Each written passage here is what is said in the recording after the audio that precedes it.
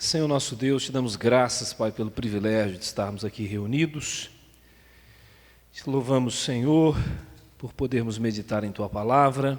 Agora que vamos lê-la, tentar compreendê-la, pedimos a direção do Santo Espírito do Senhor, que Ele nos ajude, que o Senhor nos ajude.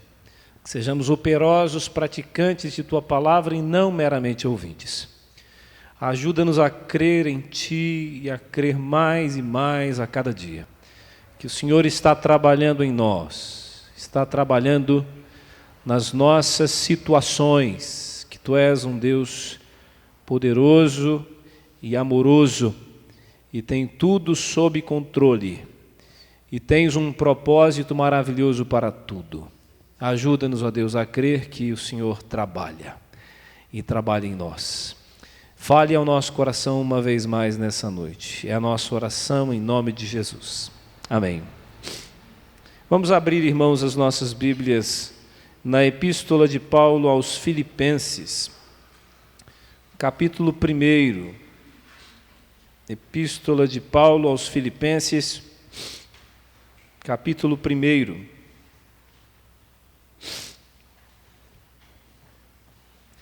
Vamos ler do verso 12 ao verso 21.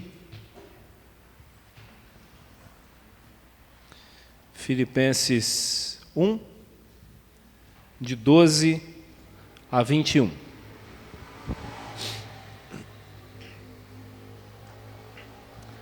Assim nos diz a palavra de Deus.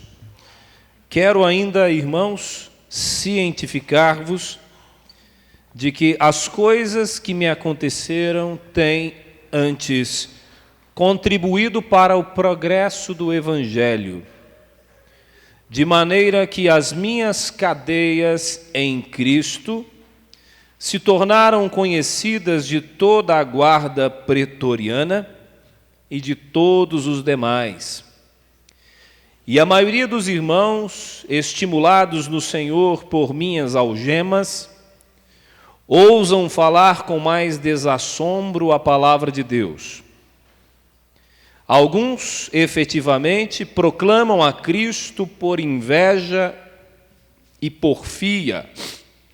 Outros, porém, o fazem de boa vontade. Estes, por amor, sabendo que estou incumbido da defesa do Evangelho.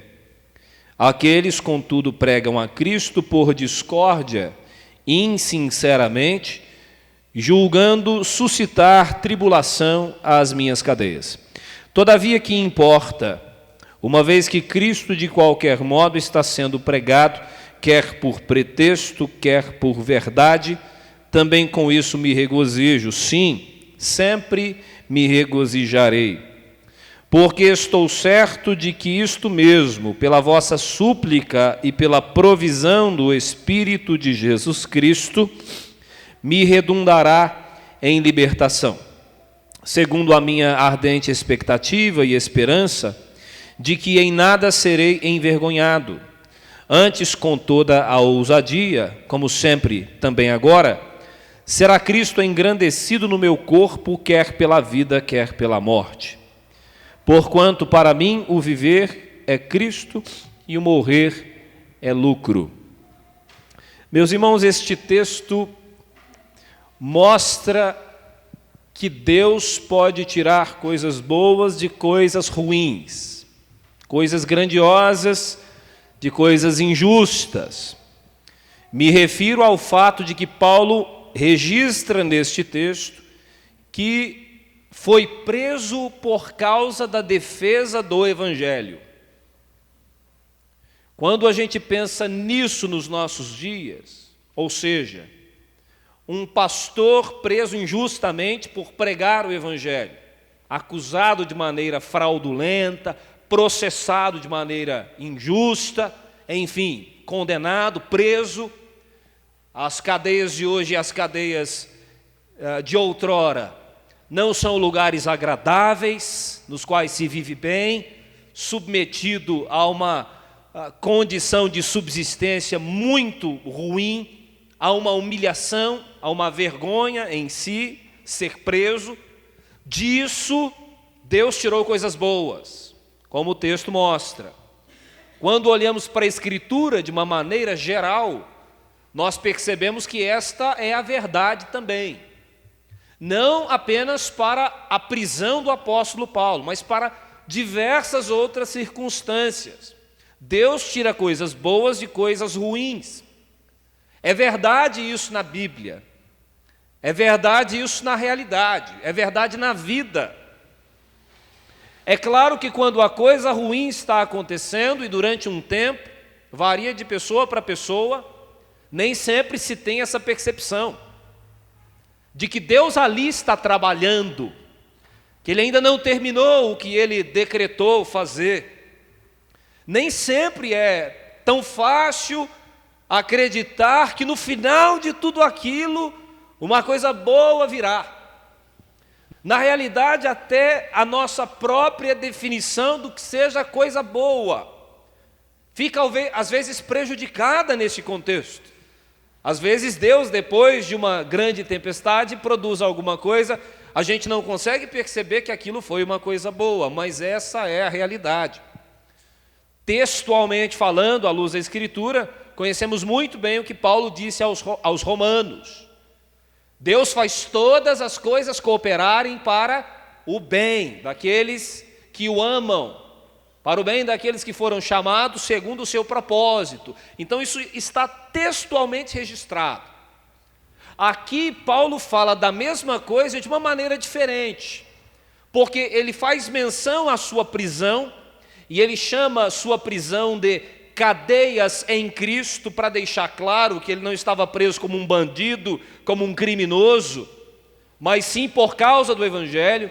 Ele deixa claro neste texto que ele estava preso por causa da defesa do Evangelho, e ele diz aqui de que maneira esta prisão repercutiu, quais foram os efeitos decorrentes da sua prisão.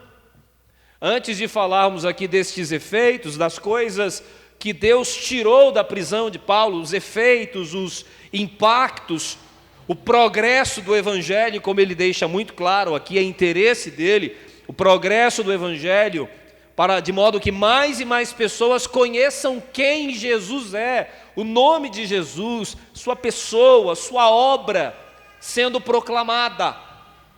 E a gente percebe a alegria do apóstolo Paulo de ser instrumento usado por Deus para que o nome de Jesus pudesse ser mais e mais conhecido. A grande alegria. Na verdade, Paulo deixa claro neste texto que essa era a razão de sua vida. Se o nome de Jesus está sendo pregado, se mais e mais pessoas o conhecem, se mais e mais pessoas são salvas por Cristo, isso trazia muita alegria ao coração do apóstolo Paulo. Antes de falar propriamente sobre o que o texto diz, já podemos aplicar esta verdade à nossa vida, registrada aqui por Paulo, registrada em outros textos da Escritura. Que verdade é essa? Deus trabalha, Deus faz as coisas cooperarem para o bem, Deus tira coisas boas de coisas ruins.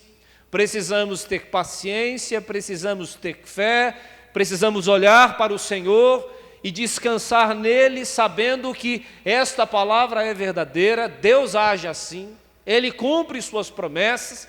Então, que Deus traga sossego, quietude aos nossos corações, renove a nossa alegria, renove a nossa fé, de alguma maneira quebrante também os nossos corações, às vezes tão altivos, tão arrogantes, quebrante também a nossa carnalidade, porque ela não se satisfaz com a vergonha e com a humilhação, ela quer romper essas cadeias, ela não quer ter a paciência de deixar Deus trabalhar. Então, às vezes somos assim, pessoas com os corações endurecidos e com a cerviz dura, não conseguimos enxergar o que Deus está fazendo, a obra de Deus na nossa vida. Colocamos os olhos na coisa que é ruim, na coisa que é negativa, no caso de Paulo, na prisão em si, e não conseguimos enxergar o que está para além disso, o que Deus está fazendo. Então, quando a gente vê o apóstolo Paulo olhando sim, reconhecendo sim o que estava acontecendo com ele, mas tendo a capacidade de perceber além daquilo, vendo o que Deus estava fazendo. Isso é para nós uma grande lição. Pela graça de Deus, conseguirmos olhar para além das dificuldades, sofrimentos e injustiças da vida, e enxergar o que Deus está fazendo além disso, e até mesmo, nesse caso, de que maneira o nome de Jesus está sendo tornado ainda mais público, mais e mais pessoas estão conhecendo Cristo, o Evangelho está sendo propagado, está sendo desenvolvido. Que Deus nos ajude a termos essa perspectiva. Agora veja o que o texto diz de maneira muito clara, mostrando que esta é a verdade. Deus estava tirando coisas grandiosas da prisão do apóstolo Paulo. Observe aí, a partir do verso 12, o que é que Paulo diz à igreja. Quero, irmãos, cientificar vocês de que as coisas que me aconteceram têm contribuído para o progresso do Evangelho. Veja que isso está muito claro aqui. As coisas que têm me acontecido têm contribuído para o progresso do Evangelho. Nesse caso, textualmente, suas cadeias. Mas, conforme ele mesmo registra em outros textos, principalmente, como recentemente estudamos na nossa igreja, sua segunda epístola aos Coríntios, o registro de que ele foi fustigado com varas, açoitado, apedrejado, passou por naufrágios, fome, sede e diversas outras situações bem desagradáveis. Nesse texto podemos reunir tudo isso que Paulo vivenciou, e ele registra: as coisas que me aconteceram contribuíram para o progresso do Evangelho. Veja bem, a capacidade de olhar para além da circunstância, do sofrimento, da dor, e conseguir ver o que Deus tem feito de bom. A partir do sofrimento, com a minha dor, com a minha injustiça, de que maneira isso se relaciona com o Evangelho, o que Deus está fazendo de bom. Paulo deixa isso de maneira muito clara, registrada neste texto. E ele começa a especificar aqui algumas coisas que estavam associadas a esse progresso do Evangelho. Ele enuncia de maneira geral o progresso do Evangelho. Agora ele especifica de que maneira o Evangelho estava progredindo a partir das suas cadeias. Veja o verso de número 13. De maneira que as minhas cadeias em Cristo se tornaram conhecidas de toda a guarda pretoriana e de todos os demais. Veja que a prisão de Paulo por causa do Evangelho, a prisão por causa de Cristo, não a prisão como um bandido, mas a prisão por causa da sinceridade da fé, a prisão por causa da obediência. Nesse caso, então, não é uma prisão vergonhosa, quando alguém é preso por causa de sua espiritualidade genuína, por causa do seu compromisso com Cristo, sua associação com o Senhor Jesus Cristo. Então, quando isso se torna conhecido de muita gente, não se torna conhecido como algo vergonhoso, mas como expressão do compromisso que alguém tem com a sua fé, com a sua sinceridade, com a capacidade de sofrer dano por causa de sua fé. É nesse sentido que sua prisão se torna conhecida. A guarda pretoriana é uma expressão aqui que poderia designar todos os magistrados responsáveis pela lei e pela ordem. De alguma maneira, o objetivo de Paulo, é claro que essa expressão seria muito mais bem entendida nos seus dias do que nos nossos, mas creio que para tentar transpor este sentido, a ideia seria o seguinte: a prisão se tornou conhecida por aqueles que administram a lei, por aqueles que aplicam a lei, pelos magistrados, pela classe política, pelo judiciário, pela força policial. A prisão de Paulo se tornou conhecida por estas pessoas, e conhecida num sentido positivo, ou seja, o nome de Jesus estava sendo divulgado, o nome de Jesus estava sendo mais bem conhecido, e mais bem conhecido nessa classe de pessoas, pessoas que tinham a responsabilidade de administrar o Estado. Então, Paulo especifica isso. Sua prisão se tornou conhecida de todas as pessoas de maneira geral, ou seja, o povo sabia que isso estava acontecendo, a cidade sabia que isso estava acontecendo, mas aqueles que cuidavam da lei e da ordem também tinham conhecimento da prisão de Paulo. Então, de alguma maneira, o que Paulo está dizendo?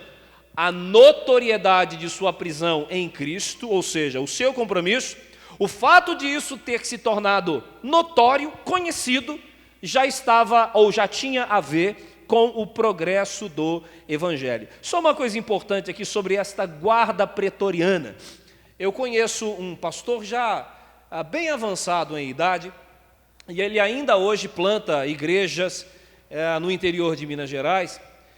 E eu me lembro que há um tempo atrás ele chegou a me convidar para que eu pudesse visitar a cidade dele, porque ele me queria ver evangelizando. Ele falou, vai lá que eu quero ver como você evangeliza.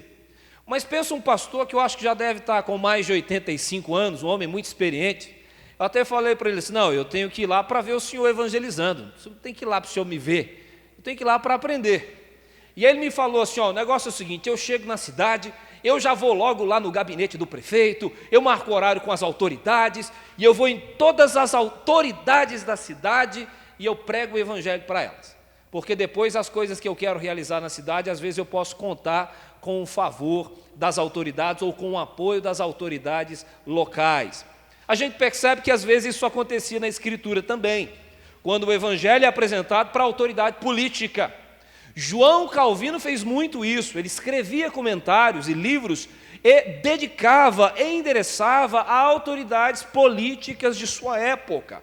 De alguma maneira a ideia era convencê-las, alcançá-las com o evangelho, e certamente se aquela nação fosse governada por alguém com os valores do cristianismo, o povo seria abençoado, né? Certamente, além da conversão da pessoa em si, isso contribuiria para que o evangelho tivesse liberdade, pudesse ser propagado. Então essa era a ideia, como disse, o pastor amigo meu ainda faz isso mesmo avançado em idade, e Paulo faz questão de registrar aqui que o evangelho se tornou conhecido, ou que suas cadeias se tornaram conhecidas da guarda pretoriana, autoridades políticas, judiciárias, magistrados, pessoas responsáveis pela aplicação da lei e da ordem. O evangelho estava chegando ao palácio do imperador, não é? Essa é a ideia que Paulo descreve, mas ao mesmo tempo estava na vida cotidiana das pessoas. As pessoas conheciam a cadeia de Paulo, a prisão de Paulo, sabiam que ele estava preso, não como um bandido, mas por causa do seu compromisso com a fé. E Paulo continua dizendo, ou falando sobre os pontos positivos, o que Deus fez a partir de sua prisão. Ela se tornou conhecida, das pessoas em geral, mas da classe política, de quem aplicava a lei.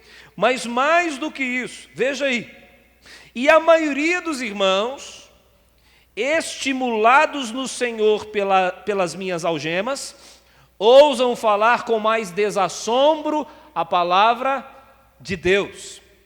Não apenas se tornou conhecido da guarda pretoriana e das pessoas em geral, mas a igreja sabia disso. Os irmãos sabiam disso. E quando tomaram conhecimento de que Paulo estava preso por causa de sua fé, por causa do seu compromisso, essas pessoas foram estimuladas pelo Senhor a pregarem a palavra com mais encorajamento. A igreja, de alguma maneira, foi avivada pelas cadeias de Paulo. É possível que alguém fique atemorizado ou com receio de pregar a palavra diante de determinado contexto. E quando nós vemos alguém não tendo este receio, alguém pregando, alguém sofrendo por causa disso, a vida de um irmão pode ser um estímulo poderoso para a vida de outro irmão. Um exemplo positivo pode ser uma bênção para a igreja como um todo. O compromisso com Jesus que alguém tem pode abençoar a vida de uma outra pessoa. Aqui há duas coisas muito interessantes. A igreja foi encorajada pelo Senhor e pelas cadeias de Paulo. Observe bem no texto. A igreja foi encorajada pelo Senhor e foi encorajada pelas cadeias de Paulo.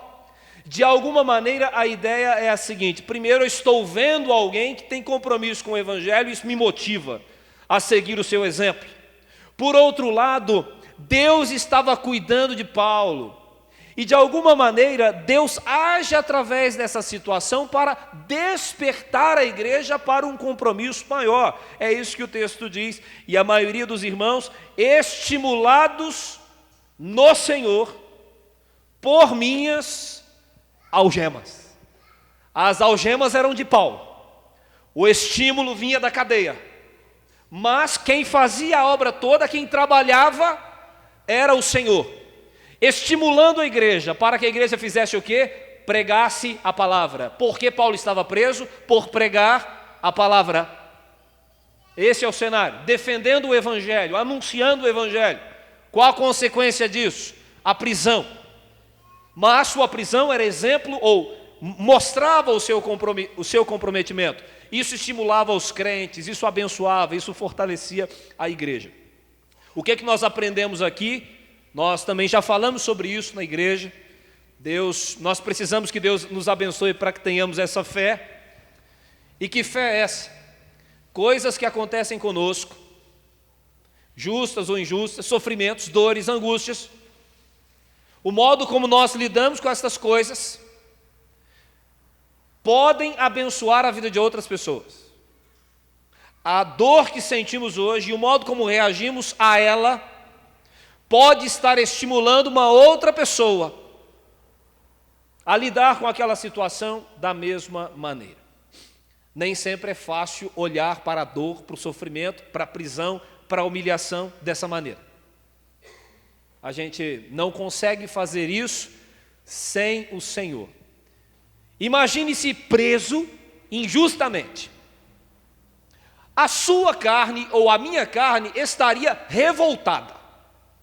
Estaria revoltada, querendo fazer alguma coisa errada.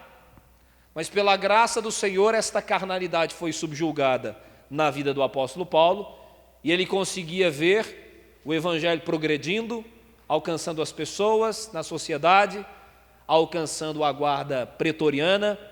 Ele conseguia ver uma igreja sendo estimulada a pregar a palavra com mais ousadia. Isso Paulo conseguia ver, muito embora estivesse numa condição tão desfavorável como estava aprisionado. Agora, a partir do verso seguinte, Paulo começa a dizer algumas coisas que destoam um pouco do que ele estava dizendo. Em qual aspecto? Nem todas as pessoas estavam reagindo da mesma maneira à sua prisão. Então, se por um lado ela havia se tornado conhecida, o Evangelho estava progredindo, pessoas se sentiam encorajadas. Por outro lado, pessoas estavam aproveitando a ocasião para suscitar controvérsias, para julgar o apóstolo Paulo, para humilhá-lo ainda mais. São inimigos de Paulo no seio da igreja, falsos mestres, inimigos da cruz de Cristo. Ou seja, Paulo está aprisionado, e mesmo nessa circunstância, alguém é capaz de suscitar controvérsias e de piorar a situação.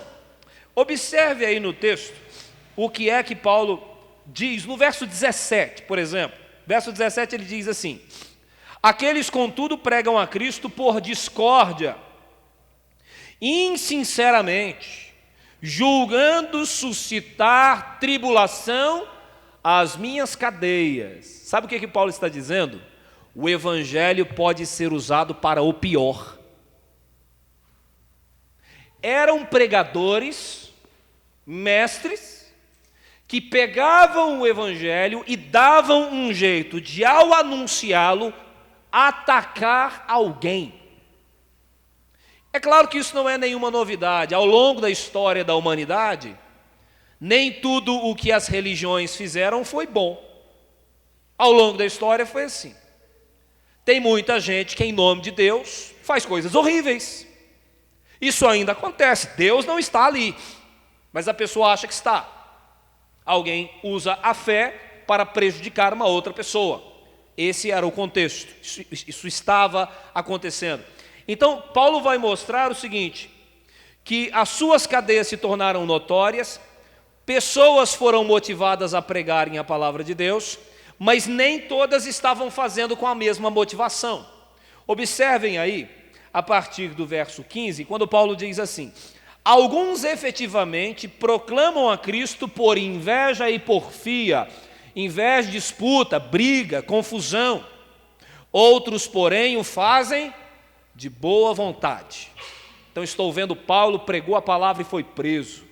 Isso me motiva, o Senhor trabalha em mim e eu também tenho ousadia e vou pregar o Evangelho. Se tiver que ser preso, eu serei companheiro de cela do apóstolo Paulo, mas eu vou pregar a palavra.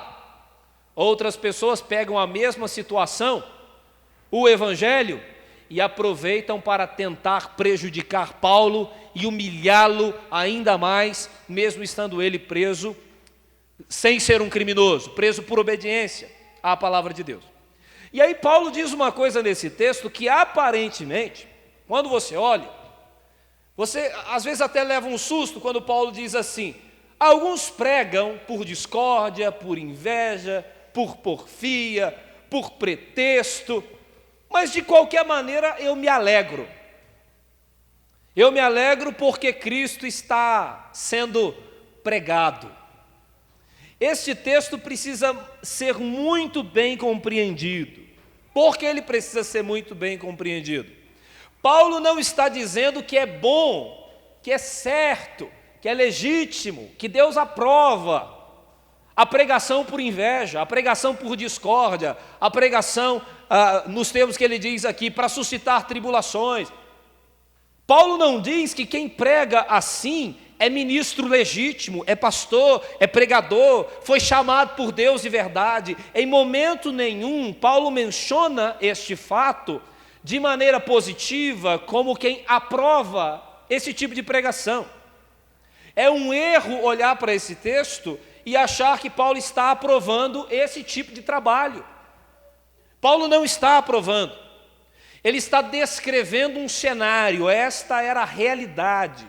Agora, o que Paulo efetivamente diz, é que até pessoas mal intencionadas, até obreiros fraudulentos, ministros de Satanás, podem ser usados por Deus para uma coisa boa.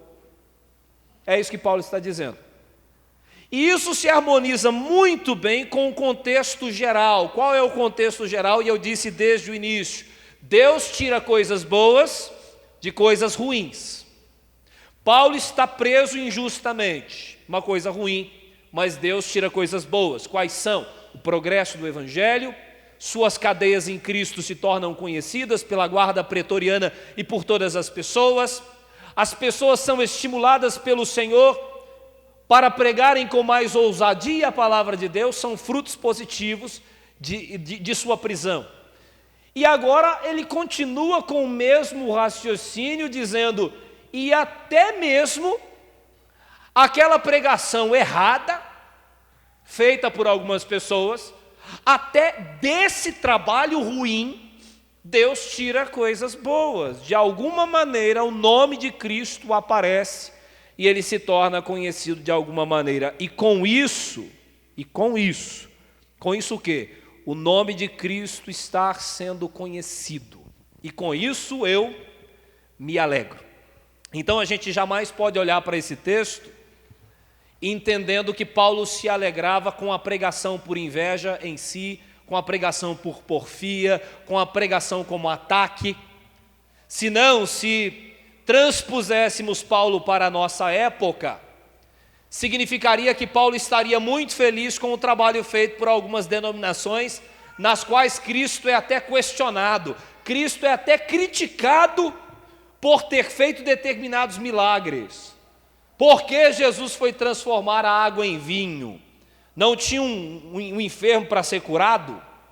Isso foi dito numa determinada instituição religiosa. Ou seja, o porquê Cristo fez aquele milagre e não outro, alguém teve a infelicidade de questionar o milagre que Jesus fez. Então não dá para olhar para sistemas, instituições, igrejas, há muitas por aí, nas quais o evangelho quase não aparece, é muito líquido, ele ainda está lá de alguma maneira, e dizer que aquilo é uma coisa boa, que aquilo é de Deus, que são ministros de Deus, não. Paulo não está dizendo isso para os crentes de sua época, e a Bíblia não está dizendo isso para os nossos dias. Agora, uma verdade é clara à luz desse texto.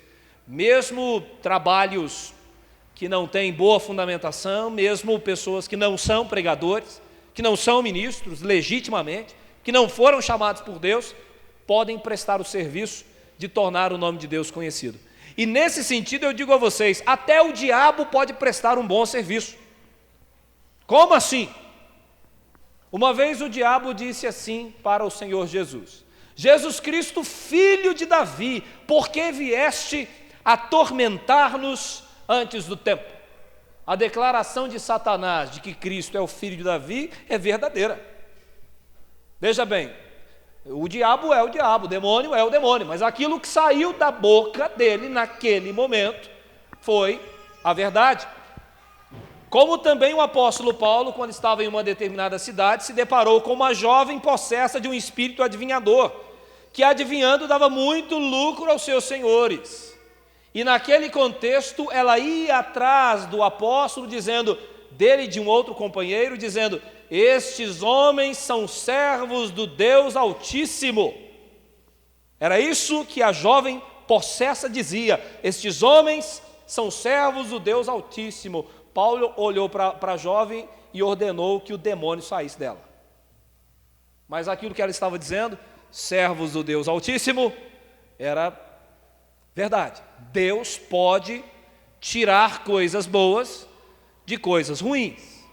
O pregador que não é de Deus, mas aquilo que saiu da boca pode produzir algum efeito. Toda verdade é verdade de Deus. Se o diabo disser a verdade, é verdade de Deus. Se alguém que não é ministro legítimo disser a verdade, aquela verdade é verdade de Deus. Se um incrédulo abrir a boca e disser uma coisa boa, verdadeira, em algum contexto, sobre Jesus, aquela coisa boa que ele disse, Deus pode, na verdade, usar aquilo segundo os seus propósitos. E é nesse sentido que Paulo, então, diz se alegrar com o fato de que o nome de Jesus, de alguma maneira, estava sendo conhecido. E, finalmente, nos versos finais, Paulo mostra de fato o que ele carregava no coração. Porque ele diz assim: eu me alegro com o fato de que o nome de Jesus está sendo conhecido. Mais e mais pessoas conhecem a Cristo. E aí Paulo vai dizer o seguinte: olha, seja pela minha vida ou pela minha morte, o que importa é que o nome de Cristo seja conhecido, quer pela minha vida, quer pela minha morte. Veja bem que este é o fim principal da sua vida: tornar Cristo conhecido. Mais e mais pessoas rendidas aos pés do Senhor, libertas do pecado. Essa é a ideia. E aí Paulo diz aqui algo que é muito conhecido e muito forte: porque para mim o viver é Cristo e o morrer é lucro. Às vezes a gente olha para esse texto como se apenas a morte fosse lucro, né? Porque o viver é Cristo e o morrer é lucro. Uma forma mais adequada de ler este texto seria entender que quando Paulo fala de lucro, de uma coisa proveitosa neste texto, ele está fazendo esta menção à sua vida e à sua morte. De que maneira? Se o nome de Cristo se torna conhecido pela minha vida, isso é lucro, isso é proveitoso. Se o nome de Cristo se torna conhecido pela minha morte, isto também é lucro. O proveito aqui, meus irmãos, tem a ver com o nome de Cristo. Às vezes a gente olha para esse texto imaginando que o lucro ou o proveito é só para a vida futura. Então, se eu morro, é um lucro porque eu me encontro com Cristo na glória. Muito embora isso seja verdade à luz da Escritura, no contexto geral deste texto, A questão não é bem essa, porque Paulo está falando do progresso do Evangelho, o Evangelho que se torna conhecido, o Evangelho que se torna conhecido pela sua prisão, o Evangelho que se torna conhecido até por pregadores que pregam o Evangelho da pior maneira possível. E aí ele começa a dizer, o Evangelho que é conhecido pela minha vida, o Evangelho que é conhecido pela minha morte, de maneira que o viver é Cristo, nesse sentido. De que maneira o viver é Cristo aqui? Tornar Cristo conhecido, fazer o Evangelho alcançar mais e mais pessoas, é nesse sentido que o viver é Cristo. E em qual sentido aqui o morrer é lucro, se também através da minha morte o Evangelho é conhecido? Essa é a ideia do texto. E de que maneira o Evangelho poderia se tornar conhecido através da morte de alguém? Alguém já foi preso por causa do Evangelho, poderia muito bem ser sentenciado à morte, como muitos mártires foram sentenciados à morte por causa de Cristo. Nesse aspecto, Cristo se torna conhecido na morte de alguém, porque alguém morreu sendo fiel a Ele, morreu sendo obediente a Ele. E esse era o interesse de Paulo, que conheçam a Jesus através da minha vida. Esse é o meu interesse. As minhas cadeias mostram Jesus. Pessoas são estimuladas a pregarem Jesus.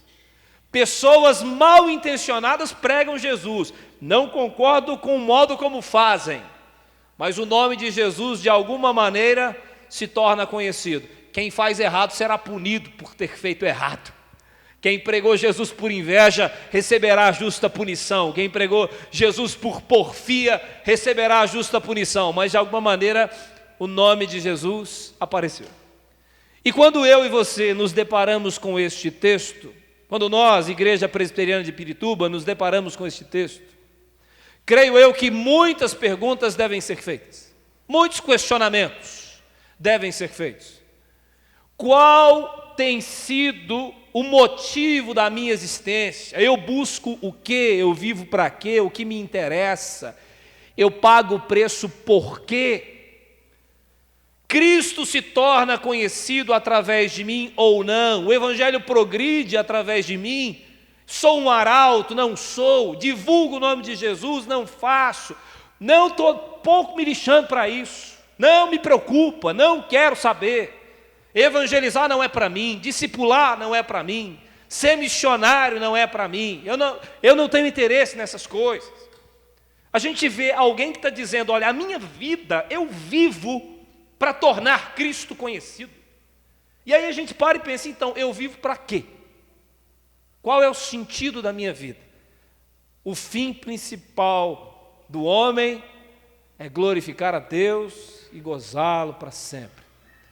Deus deve ser o centro, Deus deve ser o primeiro, a razão. Jesus Cristo deve ser o motivo da nossa existência.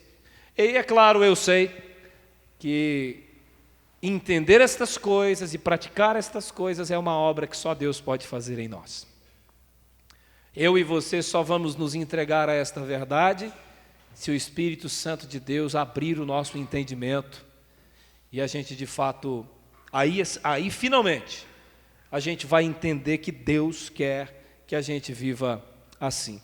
Evidentemente, Paulo escreveu sobre isso, Paulo falou sobre isso, por isso, nessa noite, também estou eu aqui falando sobre isso. Mas ele mesmo no texto deixa claro aqui, quando ele ora, na verdade, ou ele fala de oração, nesse texto, quando ele diz assim, porque estou certo de que isso mesmo, verso 19... Estou certo que isso mesmo, pela vossa súplica e pela provisão do Espírito de Jesus Cristo, me redundará em libertação, segundo a minha ardente expectativa. Paulo sempre, em suas epístolas, se reporta à oração e à ação do Espírito de Deus. A obra de Deus acontece através das orações. Deus faz coisas grandiosas através das orações, em resposta às orações e pela ação poderosa do seu Espírito. Não é pela força, não é no braço, não é na violência, é pelo Espírito Santo de Deus. Mas o desejo do meu coração é que eu e você possamos repensar sinceramente a nossa vida, o para quem a gente tem vivido, por que a gente tem vivido, o que a gente tem feito com a nossa vida, qual é o nosso maior interesse, o nome de quem a gente divulga, o nome de quem a gente divulga. É interessante a gente pensar nisso, sabe? Isso fica ainda mais notório em ano em que se tem eleição no país. Isso, pelo menos para mim, tem ficado bem notório, isso no nosso país, nos anos eleitorais. Como a igreja às vezes se envolve com isso, como os crentes se envolvem com isso, como os crentes disputam por isso, e com as mídias sociais, como fazem discursos calorosos e defendem, fazem campanha política, defendem, divulgam, e depois que conseguem eleger ou não um candidato, continuam defendendo o candidato.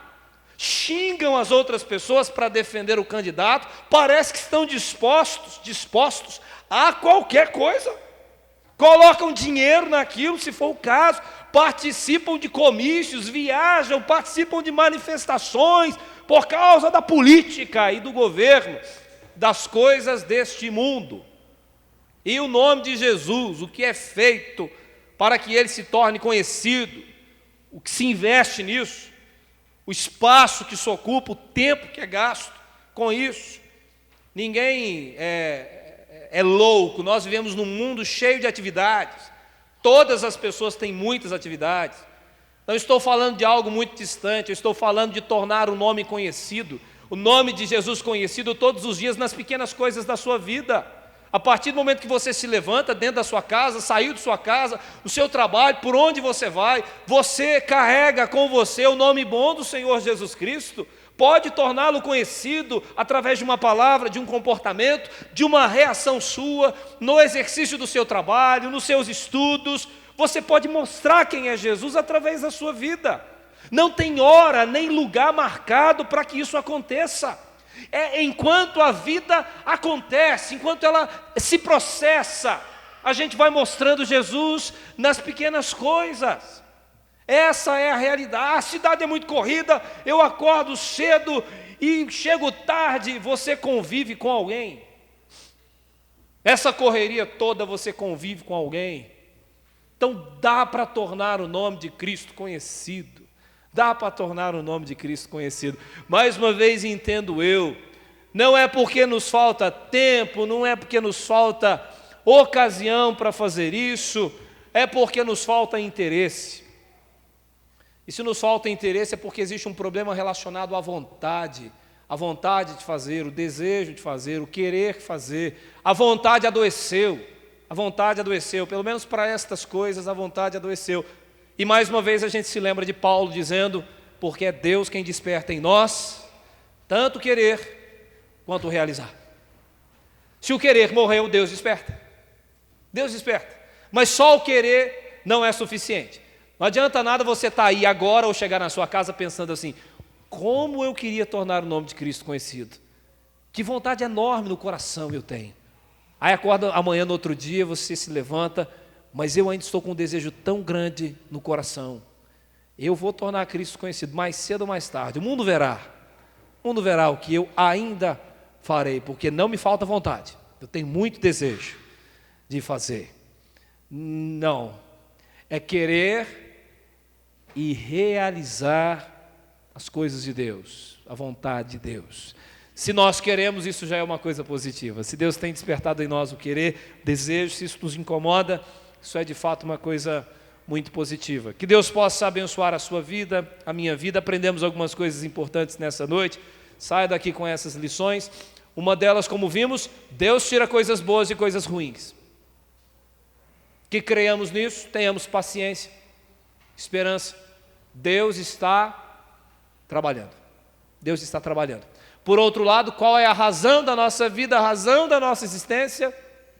Tornar o nome de Cristo conhecido, quer pela nossa vida, quer pela nossa morte. O que importa é que o nome de Jesus seja conhecido. Deus está trabalhando. Esta palavra é muito boa, não é? Deus está trabalhando. Não esquente a cabeça. Deus está trabalhando. Creia nisso e descanse. Eu quero convidar os irmãos da equipe de louvor aqui à frente. Vamos ver se a gente consegue cantar junto. Quero pedir os irmãos que se coloquem de pé. Nós vamos cantar a mesma música que cantamos anteriormente. Nós vamos cantar e assim encerraremos o nosso culto com uma oração posterior.